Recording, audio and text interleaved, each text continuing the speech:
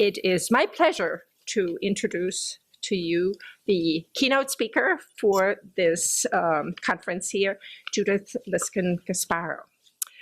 As is often the case with these presentations, there are personal connections and there are professional connections, and they usually overlap in very nice ways, and that is certainly the case in this particular situation. Judy and I have known each other for over 3 decades. And the initial connection was in 1982, when in Washington, D.C. was held, and we've heard some echoes of this already, the first OPI tester workshop for a very small group of college German professors who were going to be inducted into this whole idea of what proficiency assessment was all about. Judy at the time was without a doubt the brain behind it all and the dynamic force behind it in her position as a senior examiner on the College Board side of things of ETS. And as we say, things went from there. I was one of the participants in that particular workshop here in town.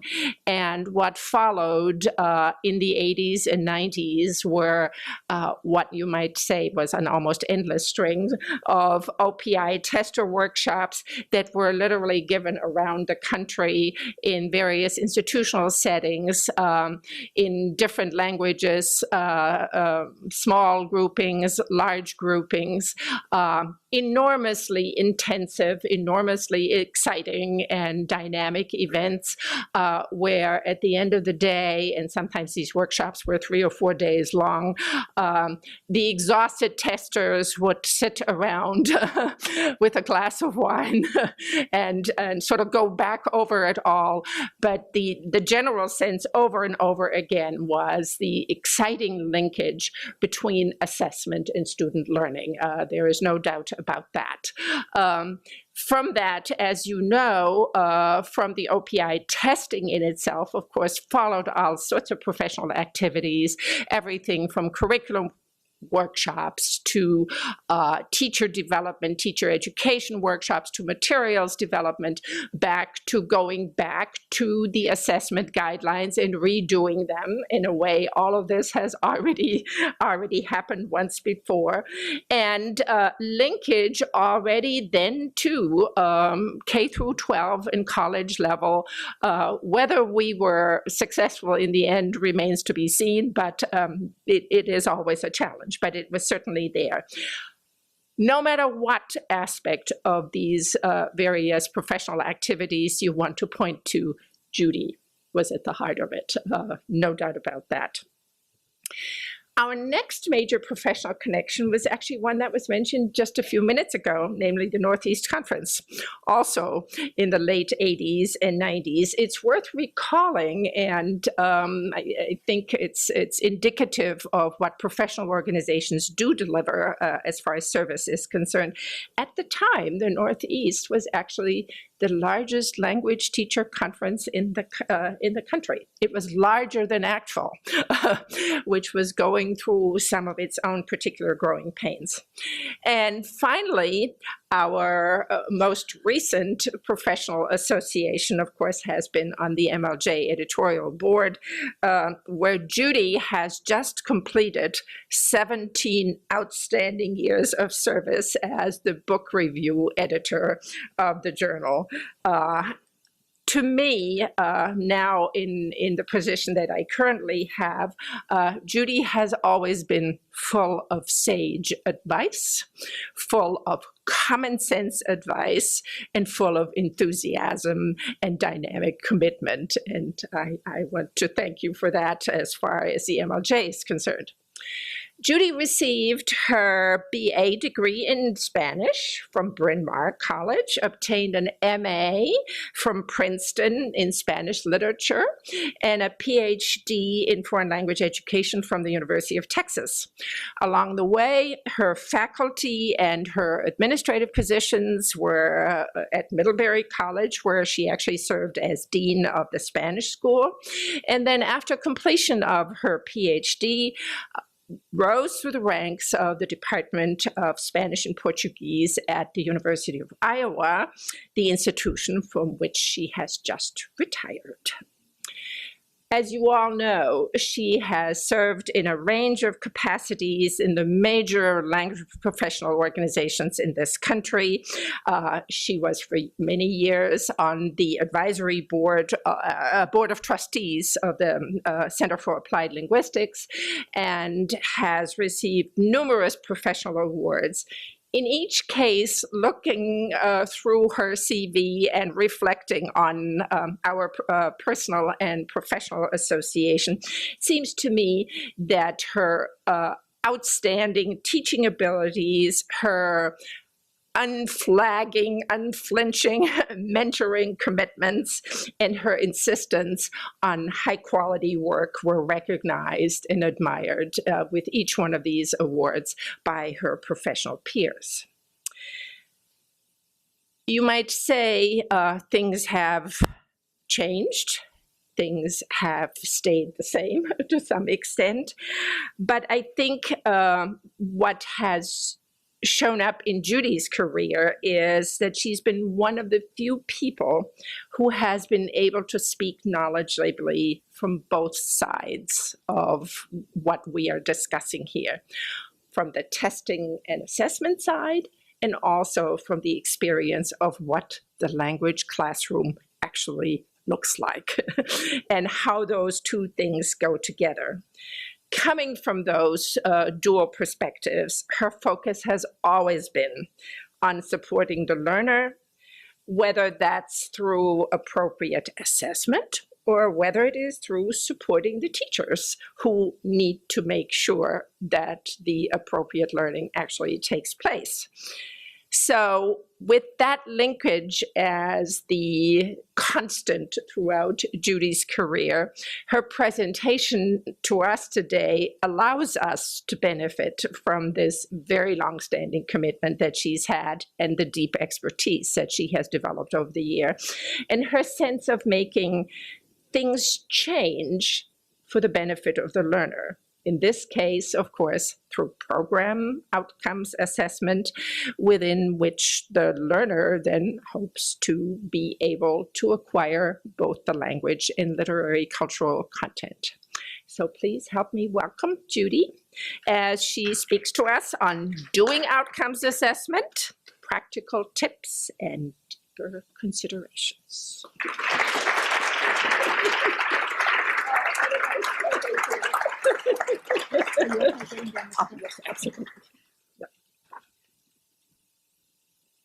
Well, I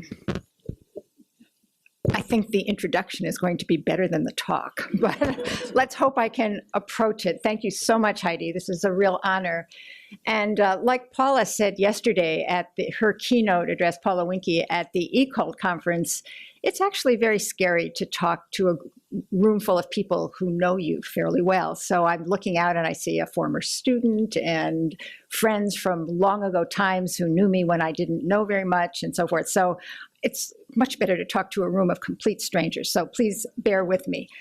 And I also, for those of you who do not yet wear reading glasses, these are situations where it's hard to tell whether it's better on or off. So if you don't know this yet, you will. So as you see from my title, and particularly the italics in the first word, what I'd like to talk about today is really a saga, or maybe more of an odyssey, of the outcomes assessment project in my department, which is the Department of Spanish and Portuguese at the University of Iowa. So it's a kind of a case study of the project as we were tasked with figuring out what graduating Spanish majors know and can do in the three major areas that we've been talking about at this conference already. The first is content knowledge, and this was reflected in the papers that Spanish majors write in the highest level courses that they take in their major. And then we also were looking at language skills, which we understood to be speaking and writing, and in the touchy-feely area of dispositions. And I'll come back to some of these things, obviously, in more depth. And in terms of dispositions, we've ended up focusing on the area of cross-cultural communication and understandings.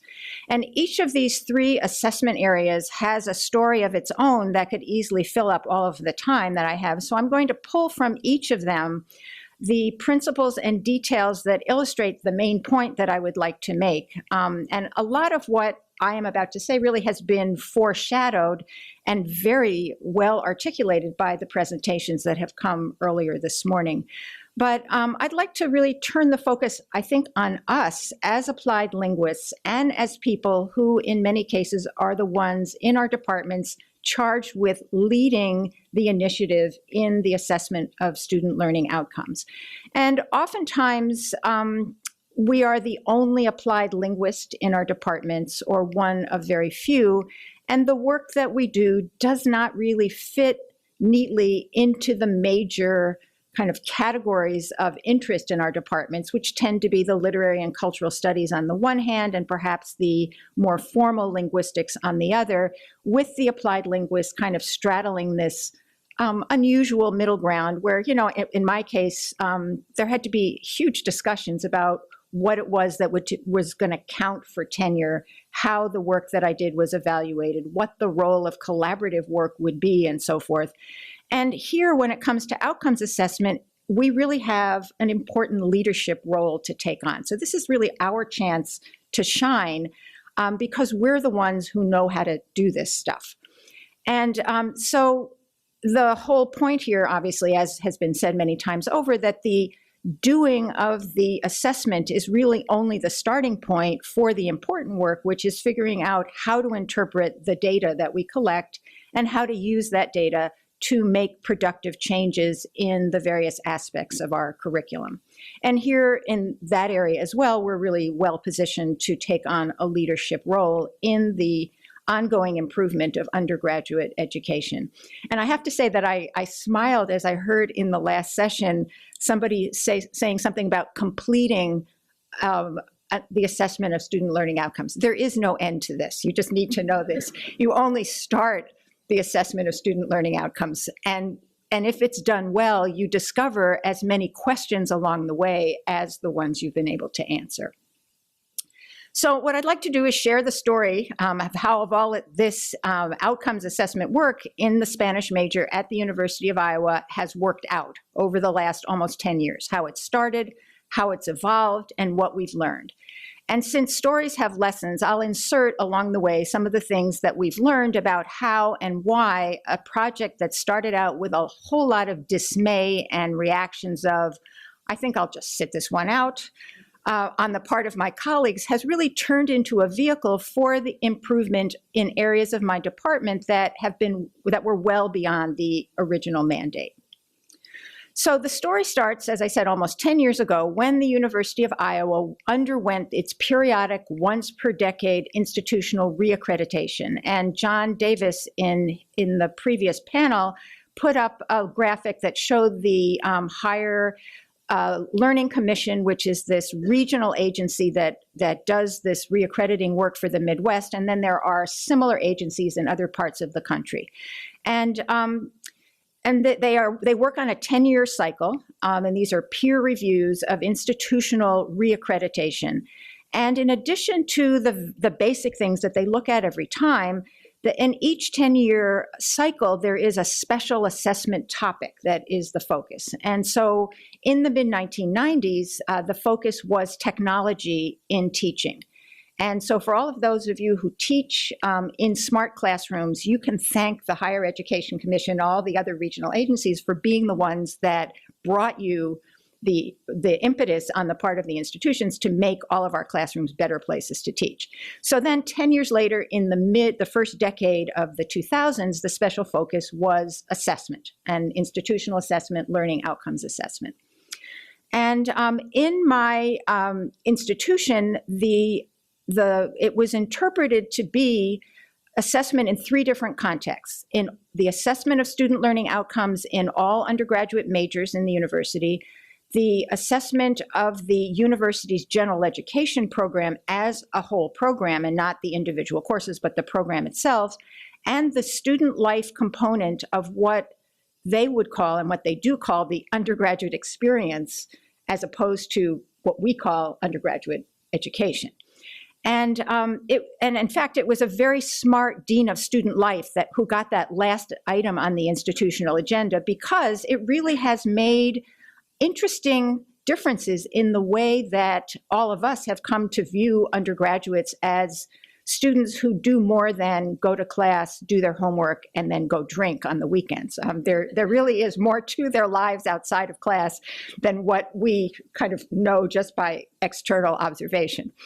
And so, and what has happened is that there is documented improvement in the things that the institution measures. So we have now higher completion rates, lower attrition, greater documented student satisfaction with their undergraduate education, not to mention a whole group of people in the Office of Student Life who now are experts in the assessment of outcomes, in defining outcomes of student life experiences, and who are very articulate now in discussing the kinds of things that we are discussing in the educational context.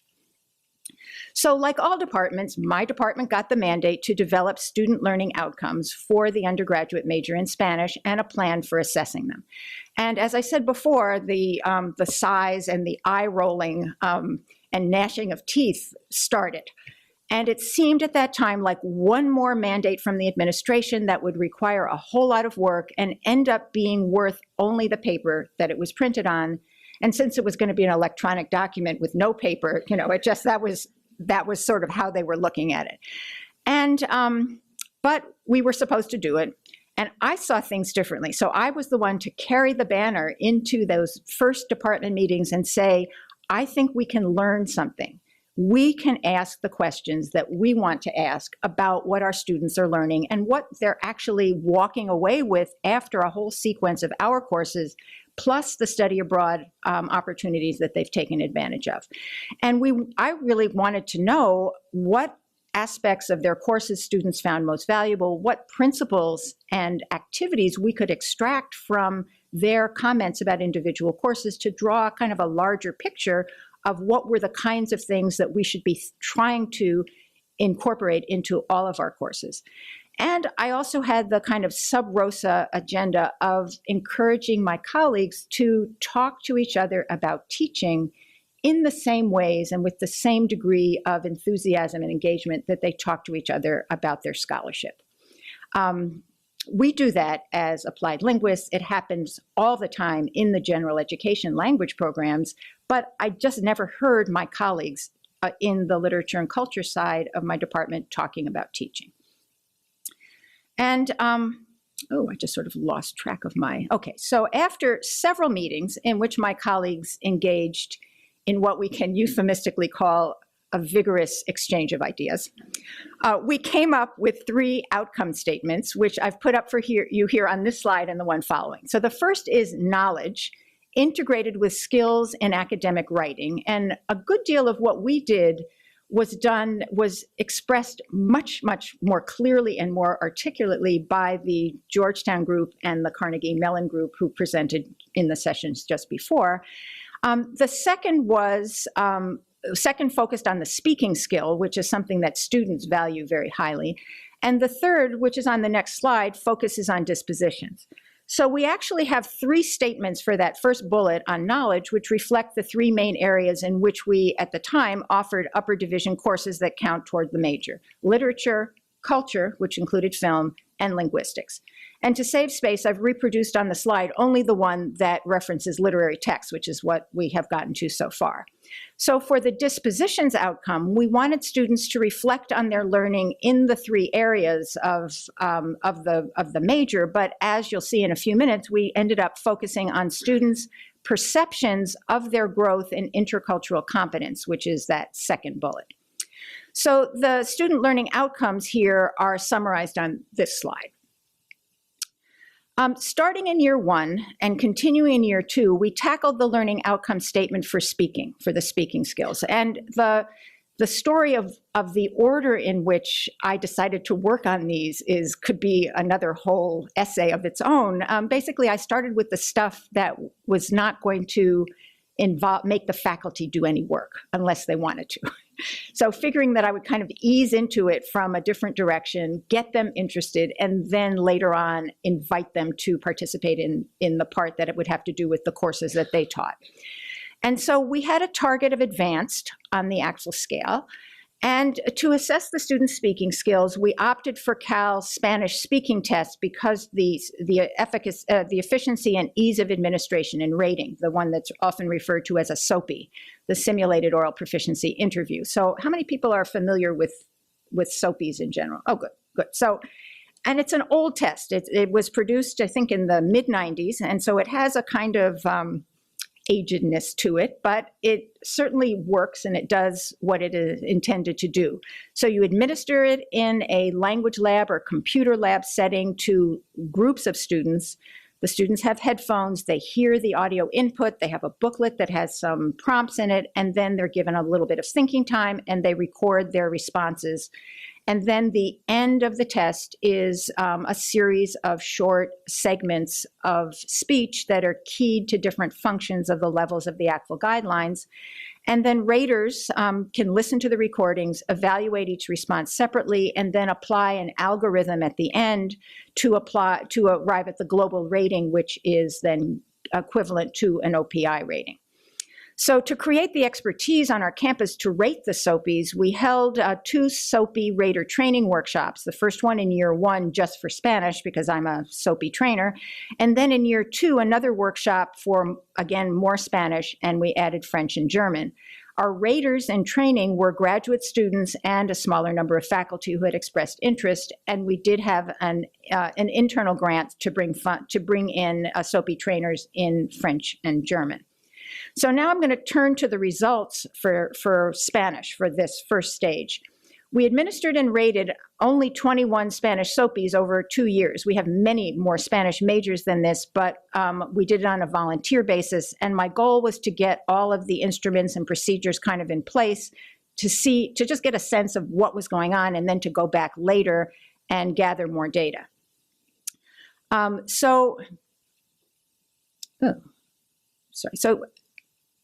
Okay, so as you can see here on the slide, half of the students reached the advanced level and the other half of this initial 21 did not. So these are interesting results in and of themselves and pretty much in line with things that I had before this point read on research on the same topic, although I need to say that the research landscape on the speaking skills of graduating majors is going to expand exponentially very soon, as the 3 institutions who have the language flagship proficiency assessment grants, Michigan State, Utah, thanks Fernando and Jane, and Minnesota, are beginning to get their data and to disseminate the results of their assessments.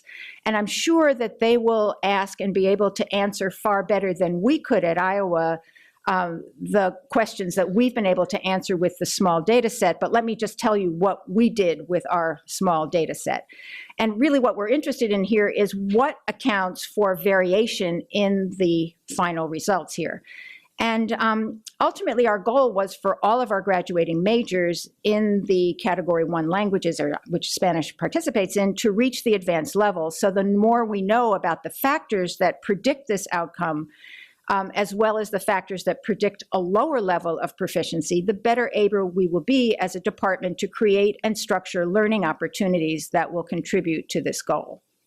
So rather than a tidy correlation between study abroad and proficiency ratings, we ended up having a more interesting and complex picture. So of the 11 students who reached the advanced level of proficiency in speaking, 3 of them had no study abroad experience at all. One of those 3 was a heritage speaker, so we can kind of mentally separate that person for a minute. And that's fairly unusual. I mean, all of the research that I've done over the years shows that if you don't have some kind of an extended intensification of exposure to and use of the language at fairly sustained levels of talk about stuff, not just about personal little things, you don't get to the advanced level. And so it takes significant out-of-class experience with the language to reach advanced. And it's very hard for that to happen without study abroad.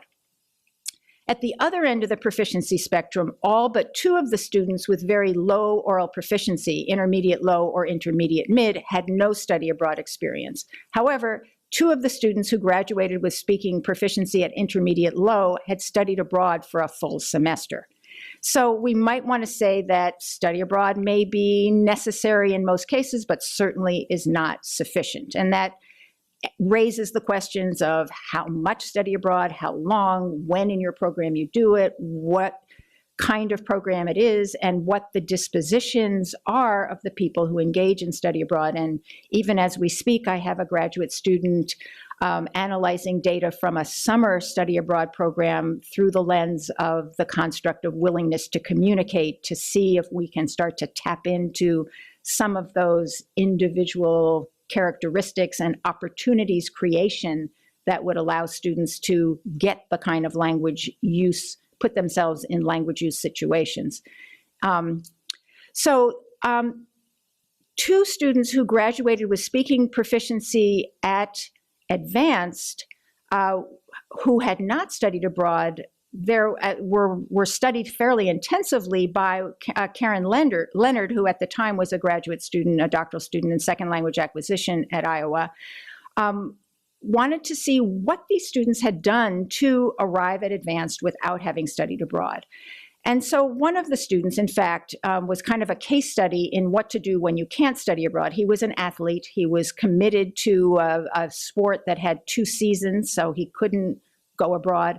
And he consciously set up a program for himself that included participating in chat groups, doing a tremendous amount of reading online, and just in all ways putting himself in a great deal of contact in the language. The other student was somebody who worked in restaurants in Iowa City and went out of his way to make friends with his work colleagues who were Latinos and were of low English proficiency, and to create a social network for himself that was the functional equivalent of the language part of studying abroad. So the second outcome, so that sort of takes care of what I wanted to say about speaking. So there's a whole other agenda here, as there will be for everything we've done, to follow up on what's going on here. I suspect that for languages in category 1, like Spanish and French and Italian, that the 50% reaching advanced, 50% not reaching advanced is a fairly universal phenomenon, given the great variation among students in the reasons for undertaking a language major and the opportunities that they either have or create for themselves to do language work beyond what is offered in their courses. Okay, so let me move on from there and talk now about the second outcome that we tackled, which concerned student dispositions, specifically their understandings and perceptions about their development of themselves in intercultural competence as a consequence of their Spanish major. So unlike the other presentations we heard this morning, which focused on particular courses, this is really looking much more broadly at a whole collection of courses, and students don't take all the same ones. So it's that whole academic experience, looking at it from the outside. And over a 2-year period, working with Karen Leonard, that same doctoral student, we developed and tested a model of intercultural competence that would fit the demands of the outcomes assessment project, and then we refined the operational version of an open-ended survey instrument that we administered to graduating Spanish majors. As any of you know who've done work in intercultural competence, it is a very slippery construct. There are as many definitions as there are people who write about it, and sometimes the differences are in terminology but not in substance, and sometimes they are in substance but not in terminology, and it becomes extremely confusing. And in addition, it's not only people in our field who write about intercultural competence, but people in a whole range of fields as diverse as foreign language education, social work, healthcare, psychology, and business. But there are 5 basic types, which you can see here on the slide, 5 basic models. So the compositional models try to identify the various components of intercultural competence as a list of attitudes, skills, knowledge, behaviors, without specifying any relationships among them. The co-orientation models focus on the intersection of language and culture, so how communication takes place within intercultural interaction and how perceptions, meanings, and intercultural understandings are constructed during talk. And okay, I am having just a slight problem here seeing my notes without changing the slides. So let me see if I can figure out how to do that. Okay, so the developmental models have stages of development, obviously, looking at a kind of hierarchy of movement within the development towards some kind of a target, which itself is a problematic construct. And then we have the models of adaptation to life in the second language culture. And finally, kind of causal path models, which we couldn't even begin to touch because we didn't have the numbers of students involved to do the kinds of more of the analysis. So it turns out that despite the different models, there's a lot of overlap in the terms that researchers use to talk about intercultural competence. One heavily cited study is that of Deardorff from 2006, who used, she did a very interesting study. She used a survey to gather data from 2 different groups of experts, scholars of intercultural competence on the one hand, and university administrators in international programs and international studies. So she asked both groups for their definition of intercultural competence and their understanding of the components. And she found that 80% of the respondents or more agreed on 22 core components of intercultural competence. And she also found considerable agreement on the definition of intercultural competence, and the definition of the scholars is printed on the slide. So the core, I'm sorry, so how do I do that? How do I get back? How do I look at my notes without changing the slide? Oh, I see. Sorry, got it. Okay, so the core components of intercultural competence, when you sift through all of the literature, can be reduced to these 4. First, attitudes, which include respect for other cultures, curiosity about other cultures, willingness to learn about other cultures, and willingness to tolerate ambiguity and confusion when operating in another culture. The skills include language skills, of course, but not only in linguistic accuracy and breadth of vocabulary, but also skills in managing linguistic breakdowns and miscommunications, as well as the skill to adapt to other cultural environments, the skill to observe activity in another culture and interpret it in the lens of that other culture. Knowledge includes such things as cultural self-awareness, so that is the awareness of oneself as a cultural being, along with culture-specific knowledge about perspectives, practices, and products in a culture.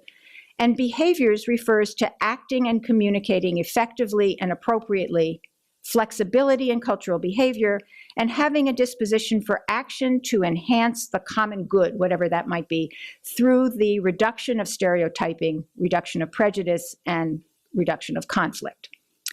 So we also drew, in coming up with our model, on a reflection model, a reflective model of intercultural competence that was developed by Tracy Williams of Texas Christian University in Fort Worth, which she works in study abroad specifically, and she developed for the assessment in the context of study abroad. Her definition includes the 3 dimensions that you see here: cognitive, affective, and behavioral. So we sifted through all of this stuff.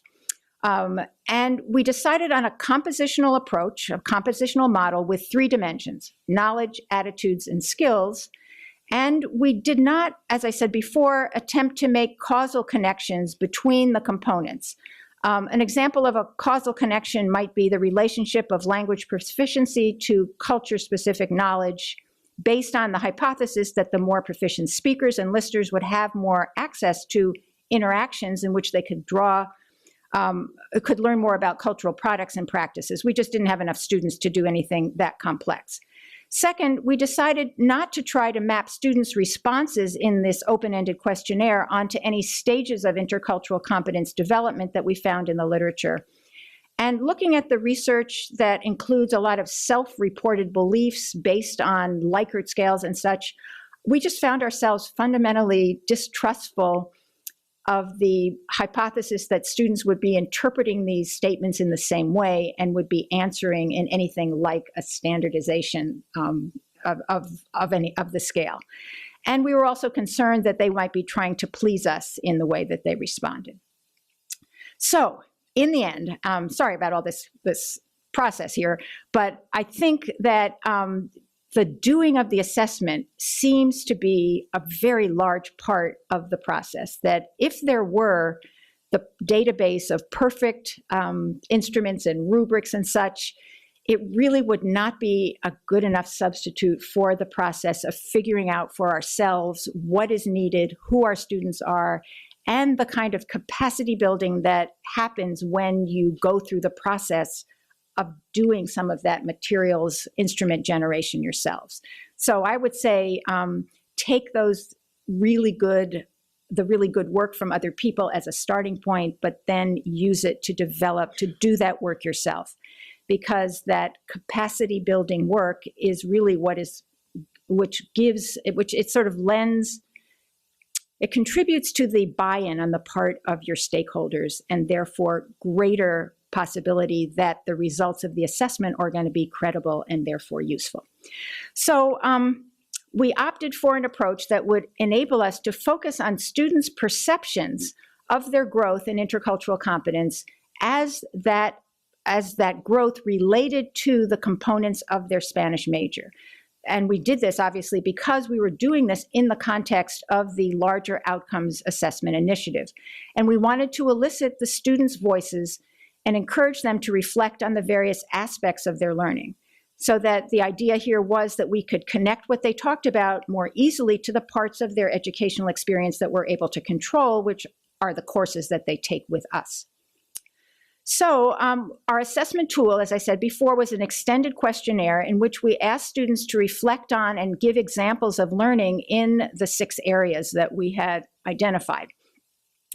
Based on problems that we identified in the pilot version of the instrument, which was that students naturally gravitated to study abroad as the site of their cultural learning, and they hardly commented at all in what they had learned in their courses, or on any synergies between learning in their courses in Iowa and learning that happened in study abroad. So that's what we discovered in the pilot version. And so in the operational version, we specifically divided up with each of these things, asking them to comment on key learning experiences for each of those things in courses, in other experiences that they had outside of class but within the United States, and then third, in study abroad, so that we could get them to think about these 3 contexts of learning during their undergraduate years. So the coding system we developed is summarized here on this slide, and I apologize for the excessive text. But basically, we discovered in the students' responses various aspects of the 3 dimensions of the model distributed in interesting ways over these 3 contexts of learning that we had identified: the classroom, outside of the classroom in the US, and study abroad. So time constraints don't allow me to go into much detail here, but I'd like to highlight some of the findings that connect directly to the larger purpose of the project to provide useful information to my department colleagues that can feed into discussions about our curriculum and about teaching and learning within individual courses. So here are the results for the first category, which was knowledge. You can see that most of the reported growth in knowledge of self took place during study abroad, while the examples that the students gave of knowledge of cultural products came primarily from class. Knowledge of norms and practices was divided between experiences outside of class in the United States and experiences abroad. Most examples of synthesis, of synergies of knowledge, came from students who were able to bring together knowledge gained in class and knowledge that they gained in study abroad. Perhaps most interesting here, and this is where I'm going to make reference to things that we didn't know we were going to learn when we started this process, was what we didn't find. only one student reported synthesizing knowledge gained in 2 different courses. And this is something that definitely needs to be addressed in discussions among the faculty about curriculum and how we might make salient to students the numerous connections between what they learn in course A and then course B and then course C within the major. So these courses are not individual islands of learning, but rather they are and should be connected to each other. Some of the most insightful comments emerged in the category of knowledge of self and awareness of how one is perceived by others. Although the student whose quote is here on the slide does not articulate it explicitly, she shows awareness of her privilege as a white blonde person in American society. And I got to tell you, University of Iowa is filled with white blonde female students whose names start with K, you know, Christy and Kelsey and so forth. It's so hard to tell them apart. And she had to go to Peru to experience herself as other. I mean, I know that this is a common experience, but when you are so firmly in the middle of this large majority group in your culture at home and have no understanding of yourself as a privileged individual, and then you suddenly see what it would be like to be other, and that, and she is even able here to do a bit of critical reflection on the categories of skin and hair color that in the US mean one thing, but when somebody says white or blonde in Peru, it means something completely different. You know, that you don't have to be so white to be white or so blonde to be blonde. And so, you know, she's understanding that these words are culturally, they're cultural constructions. I mean, that's really what we're aiming for here. And in the area of norms and practices, I'll show here a response by a student about her discovery of the cultural practices surrounding assignment deadlines in the academic context in her study abroad in Costa Rica. And I thought it was quite telling here that she wasn't looking at the situation of differing expectations from the perspective of the Americans saying, why are they so weird that they don't do it our way? But instead she's saying, she's seeing the culture clash from the perspective of the professor, that he found the American students' approach to time difficult to understand. And so it's that she's able to look at things from his perspective and imagine him finding the American students a little bizarre. So let me now switch to that second category within the intercultural competence area, which was attitudes. Overall, students did not give as many examples in this area, so the patterns of where learning took place are not as clear. However, based on what we did see, for this sample of students, the most examples of gaining empathy for others came from experiences outside of class in the United States. And the most examples of developing flexibility came from experiences abroad. So turning now to the last category, which was cultural practices, you can see that most of the reported learning took place abroad. Students didn't directly report any in-class learning in this area, but by looking at their synthesis of knowledge comments gained in different contexts, there are hints that they did build on knowledge gained in class when they went abroad or had other opportunities to use Spanish outside of class. For example, we had a coding category called skills, including language proficiency to interact and relate with others. As students reported their synthesis of knowledge in different contexts, there is evidence that the language proficiency they gained in class helped them to interact with others. They were more aware of developing these skills when they had the opportunity to put them to use in real-life contexts outside of class and abroad, which, you know, is sort of obvious. But again, this is Iowa, so opportunities to encounter real-life uses of Spanish are not that frequent as they are in other cases. So let me highlight a couple of areas that relate directly to the outcomes assessment purpose of our work. We wanted to identify patterns of student learning that, when analyzed, would provide useful information for the faculty and inform decisions on how to improve the educational experience of Spanish majors. The first item is that student culture learning varies in both content according to the courses that they take and the locations where they study abroad, but it also varies in terms of quality.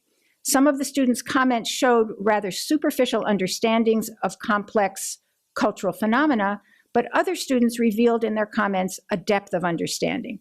When we mapped those comments onto the context of the learning, we discovered two interesting patterns. First, in the University of Iowa context, the Spanish courses that seemed to lead students to deeper learning were those that had a narrow focus rather than a panoramic approach. So over time, my colleagues in the literature and culture areas have developed courses about specific cities, Granada, Madrid, Buenos Aires, and Havana.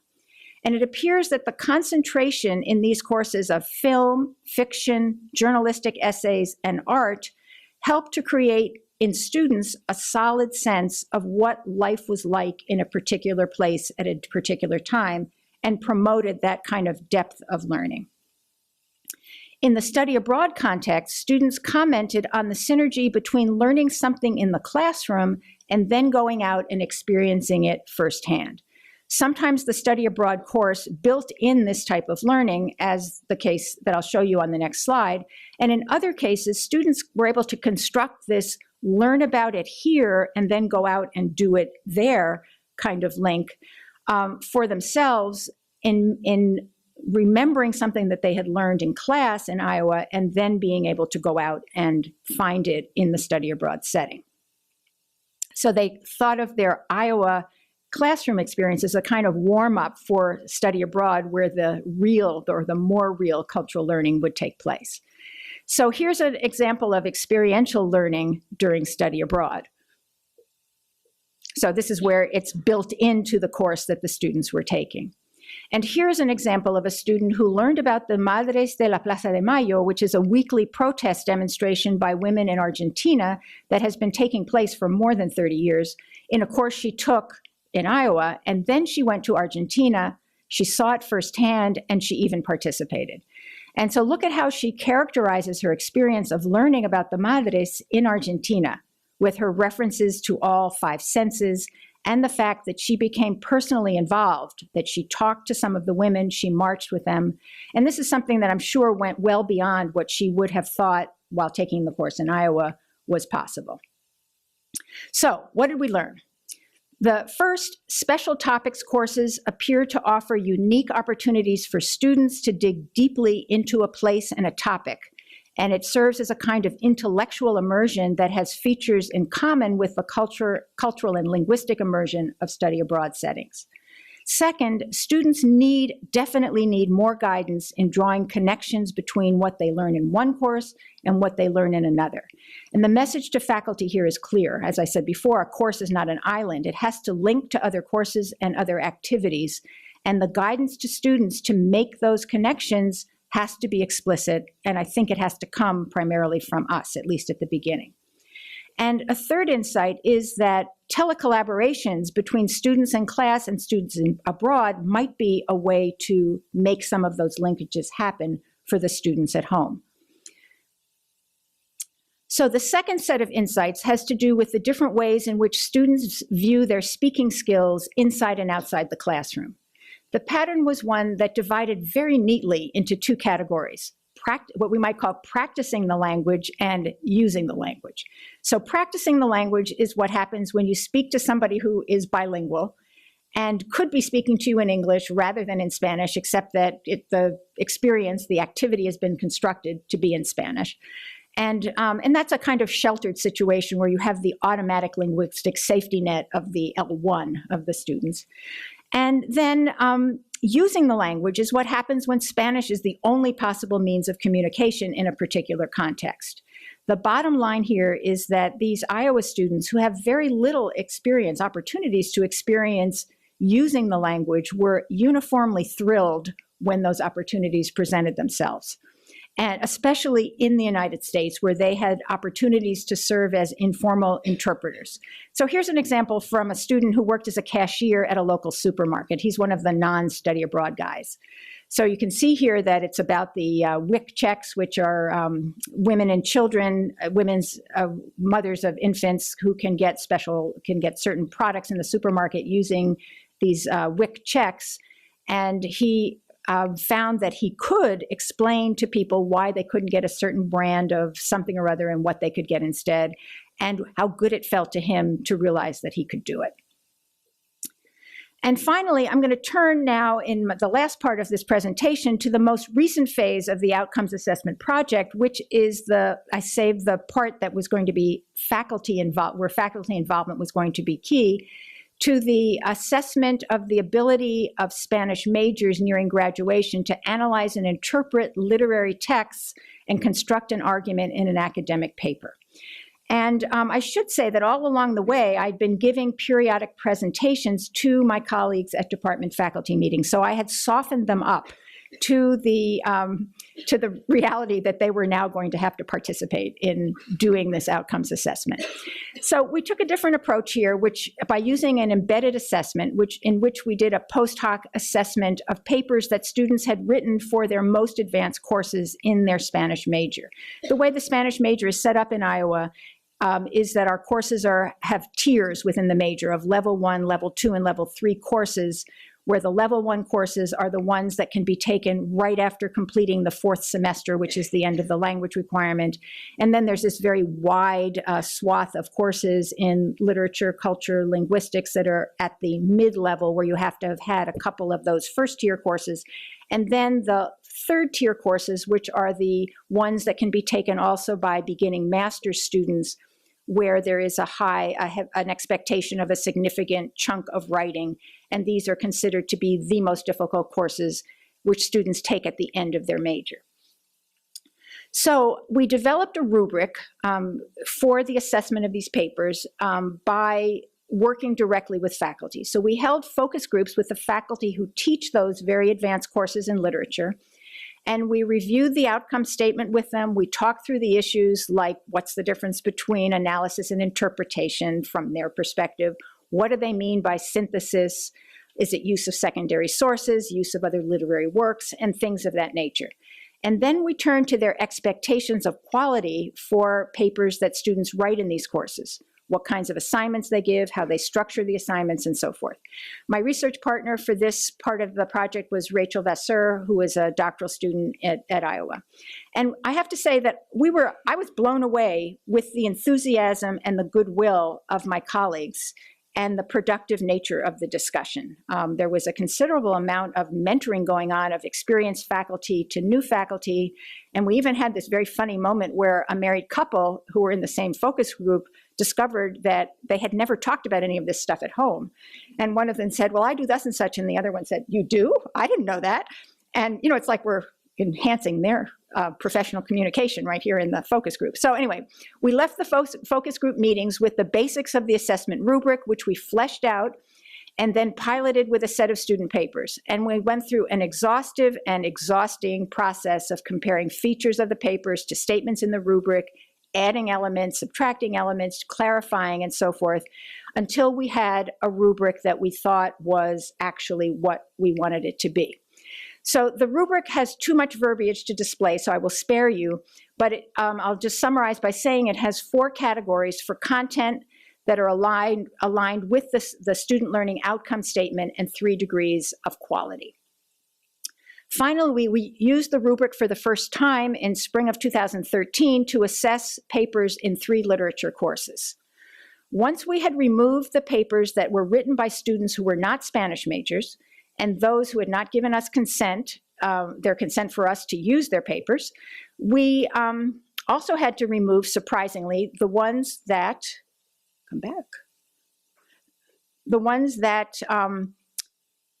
that were not about literary interpretation and analysis of texts, which shocked us because we thought that was what they were supposed to be doing. We discovered that out of the original 41 papers, we had 12 left. So we only had 12 papers to analyze, thank goodness, because if not, I would still be at the Java House in Iowa City with this graduate student analyzing papers. But we did have, here are the results. 5 of these exceeded expectations for quality, 3 met expectations, and 4 were below expectations. We then went back to the papers that were below expectations and analyzed them again for patterns. The result is what you see here on the slide. The writers could not sustain an argument over 10 to 12 pages, and I think this really kind of echoes what the group from Carnegie Mellon found. They often started out well, but then they lost focus. We could usually see how much of a first draft they had given their professor to read and comment on, because the first 2 or 3 pages were markedly stronger than the rest of the paper. The writer's relationship to their secondary sources was problematic. We found a pattern of over-reliance on the secondary material with long quotations and very weak authorial stance, which again relates very directly to what the Georgetown group reported on earlier, and very weak connection to the thread of an argument. There's nothing surprising here, but we found that the rubric did a very good job of diagnosing the problematic features of the papers. The most interesting result was not the assessment of the papers per se, but the discovery that I referred to earlier, that my colleagues who teach these literature courses are no longer assigning traditional literary analysis and interpretation papers as the major project for their courses. In other words, the student learning outcome that we had developed in 2007, based on what they were doing at that time, was now outdated. The faculty members had moved on. So to figure out what was going on, we referred back to our notes from the focus group discussions, and we uncovered 2 really interesting explanations. First, it turns out that even though courses in my department are labeled literature courses or culture courses, which is a long-standing administrative convenience, this practice has lost intellectual credibility among the people who teach the courses. There appears to be, throughout the field of literary and cultural studies, a blurring of the disciplinary boundaries between literature and culture. In addition, so that was the first part. So they themselves were calling courses literature where they didn't really know what was literature and what was culture anymore. And then second, faculty seem to be following students' interests. Students respond with greater enthusiasm to courses about culture, more so than courses about literature, and the faculty have responded by designing literature courses where the cultural elements are more abundant and more salient. And finally, and this is again like the sort of common sense reaction, oh yeah, my colleagues have come to the realization that 99.99% of the students do not intend to be them when they grow up. They are not going to go to graduate school to become literature professors. So the formal essays that focus on close reading of literary texts are most likely less useful, less engaging to students than assignments that focus on cultural topics or the creative work surrounding these topics. So why does all of this matter? First, the outcomes assessment project started as a process, has started a process of reflection, open discussion about teaching and learning, and confidence that questions about student learning can be explored and can be answered in ways that are empirically grounded in the voices of our students and the practices of our faculty. Second, the voices of students are now being heard in collective and principled ways in assessing their academic performance, and also by directly involving them as stakeholders in their educations. And third, productive change is underway. I haven't put a bullet list of things that my department has done in response to these, to the data that the outcomes assessment team has collected, largely because it's still a work in progress. It's still a lot of mushy-gushy stuff, but the talk is there, the interest is there, and it's definitely moving in the right direction. The work of turning the results of the assessments into meaningful, productive change is definitely underway. Finally, and I should say that probably the sweetest moment in all of this was when I made a presentation to my colleagues on this last stage, and I presented the rubric to them, and people said, we want you to do this in our courses. So the linguistics people said that, the cultural people said that, the film people said that, the creative writing, which we didn't even have in our department when we started, are now saying that. So they were finding in the work of focusing on what it is they're actually doing, what the students are producing, as very useful. It's just that so far, nothing institutional has happened. We have a lot going on in our department, I should say, so I'm giving them a pass for a while. So let me conclude now on a self-centered note, with the self referring to us here, who, as I said at the beginning, compared to our colleagues, are most likely the most enthusiastic about both doing outcomes assessment and about interpreting the results of the assessment in practical and productive ways. What's in it for us? I have to say that I have had a lot of fun in this giant project. For one, it has become an intellectual project generating data that can be used for spin-off research that addresses research about learning in different educational contexts. And in fact, it has already inspired small-scale and larger-scale research projects. Second, the products of our work so far are useful well beyond our small context. The instruments that we developed to engage students in reflecting on their cross-cultural learning, that instrument has been shared informally, and the rubric for the literary essays was disseminated more formally in a recent edited volume of the AAUSC. And finally, working on questions of importance to our departmental colleagues is good for us institutionally. It raises awareness of the work that we do and for us as individuals. And in the long run, it brings us and our work to greater prominence within our departments and within our institutions. So thank you. I'd like to start here and just end with my thanks and acknowledgement to my graduate student research colleagues and collaborators, and to John Norris, who is still here, because his 2007 a Program Evaluation Institute at Hawaii really was what got me started in thinking in these ways. And then finally, to my colleagues in the department for their very goodwill in allowing me to engage them in this process. So thank you very much.